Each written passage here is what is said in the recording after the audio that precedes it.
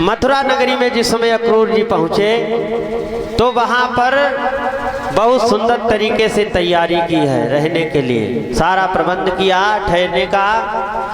और उसके बाद में भगवान के चरणों में शीश झुका करके अक्रूर जी कहने लगे, हे मोहन, अब अपने बाबा नंद को ग्वाल वालों को यही रहने दो और चल करके आप हमारी कुटिया को भी पवित्र कर दो, क्योंकि मैंने सुना है आपकी कुटिया इस चरण में वो जादू है जो पत्थर से नारी पैदा हो जाती है, नारी बन जाती है, और गंगा जी का प्रादुर्भाव आपके चरण से हो जाता है। अगर आप हमारे घर में चलेंगे तो मेरी भी कुटिया पवित्र हो जाएगी। भगवान कहने लगे, चाचा जी मंजूर है मुझे चलना, लेकिन इस समय नहीं। क्यों? क्योंकि ये परदेश का किस्सा है और अनबन चल रही है यहाँ के राजा से। राजा कंस जो है वो ग्वाल वालों का जानी दुश्मन है। जब वृंदावन में उसने नाना प्रकार के नरक दे रखे हैं, भेजा है हम लोगों को सताने के लिए दैत्यों को, तो यहाँ मथुरा में क्या करेगा? जरा भी अवसर पाएगा तो मौत के घाट उतार देगा। इसलिए अपने मामा कंस से मिलने के बाद में मैं तुम्हारे पास आऊंगा। विदा किया है अक्रूर जी को भगवान कन्हैया ने इस तरह से।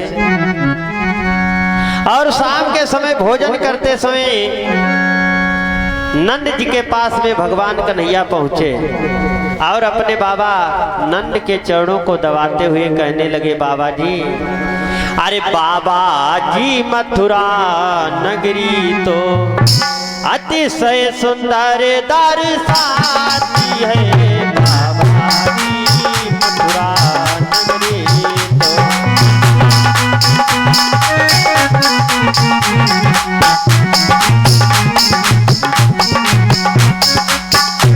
बाबा जी मथुरा नगरी तो अतिशय सुंदर दर्शाती है।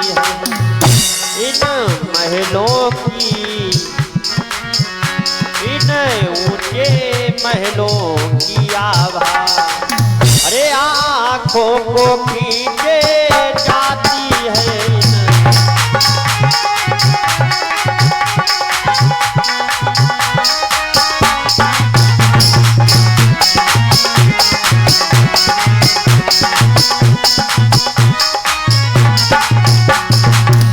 हे बाबा, ये मथुरा नगरी देखने में तो बहुत सुंदर दिखाई दे रही है और हमारा मन बहुत ही खिंचा जा रहा है देखने के लिए। सुना है मैंने मथुरा नगरी में देखने लायक नगर है। हमारा मन करता है मैं मथुरा नगरी देखाऊं। अगर आपकी आज्ञा पाऊं तो ये प्रतिभा देखाऊं और ग्वाल वालों को साथ में ले जाऊं। नंद जी ने कन्हैया को गोद में बिठा लिया और कहने लगे, बेटा, होता होगा मन तुम्हारा इस नगर को देखने का, लेकिन हम डरते हैं इस जगह, क्योंकि तुम जानते नहीं बेटा ये परदेश का किस्सा है। पहले विदेश का और किस्सा है और फिर कठिन यहाँ का शासन है। लाला ये मथुरा और नगरी है, एक गांव नहीं वृंदावन। हाँ बेटा, मैं मानता हूँ मन होता होगा, लेकिन तुम्हें नहीं मालूम ये विदेश का किस्सा है। फिर यहाँ का शासन बहुत कठिन है। ये मथुरा नगरी है, अपना गांव वृंदावन नहीं है। तुम सीधे हो मैं मानता हूँ, लेकिन चंचलता चपलता तुम्हारे अंदर कोट कोट के भरी है।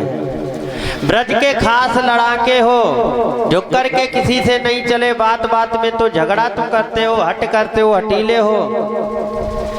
भगवान कहने लगे, बाबा जी मुझे किसी से लड़ने झगड़ने से क्या मतलब, आप आज्ञा दे दो, मैं नगर देखना चाहता हूँ। हम किसी से नहीं लड़ेंगे, मैं वादा करके जाता हूँ। और बाबा मैं भीड़ में जाऊंगा ही नहीं जो वहां मेरा विवाद होगा, क्योंकि अरे दूर ही दूर से बाबा जी मैं नगर देख फिर आऊंगा।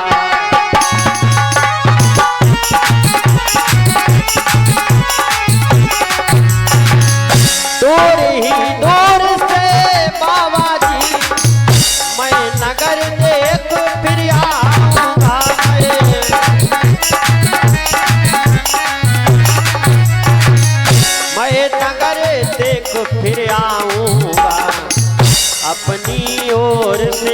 शक्ति भर के कोई न उलह ना लाऊंगा।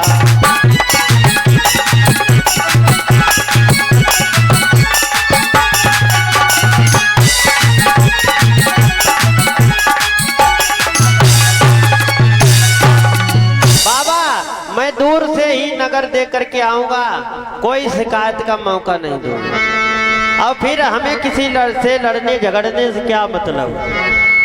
और जानबूझ करके कोई पीछे पड़ेगा मेरे तो फिर हमने दूध और बतासा भी हाथों में नहीं जमा रखा है। हम भी बलशाली हैं, लड़ना भी जानते हैं, युद्ध कुशल हैं, हम भी कमजोर नहीं हैं। वैसे हमें किसी से मतलब क्या। नंद जी आज्ञा नहीं दे रहे तो भगवान जिद कर रहे हैं, बाबा आज्ञा दे दो। और 3 प्रकार की जिद बहुत खराब बताई गई है। नंबर 1 राजहट, और नंबर 2 त्रियाहट, नंबर 3 बालहट। और इन तीनों से बचने के भी उपाय हैं। राजा अगर जिद करे तो कह दो महाराज जो हुक्म दे उसमें हाँ कर दो महाराज, हो जाएगा, भले ही ना कर पाओ, क्योंकि राजा सुनना चाहता है, हाँ ना नहीं सुनना चाहता। और पत्नी अगर जो जिद कर दे तो उसकी प्रशंसा करने लगो। 15 साल हो गए तुमने कहो साड़ी के लिए नहीं कही, आज कैसे कह रही हो, प्रशंसा करो तो वो भी मान जाएगी। और बालक जिद करे तो तुम उसको बहकाने लगो। बहकाने में भगवान राम ने जिद की, भगवान कृष्ण ने जिद की, मैया मैं चंद्र खिलौना ली हूँ, नहीं तो मैं तुम्हारी गोद में नहीं आऊंगा, पृथ्वी पे लौट जाऊंगा, नंद बाबा का लाल कहूंगा, तुम्हारा लाल नहीं कहूंगा। भगवान ने कहा तो बहकाया गया उन्हें थाली में जल भर करके। भगवान चंद्रमा उसी में ढूंढने लगे तो बालक बहक जाते हैं। पर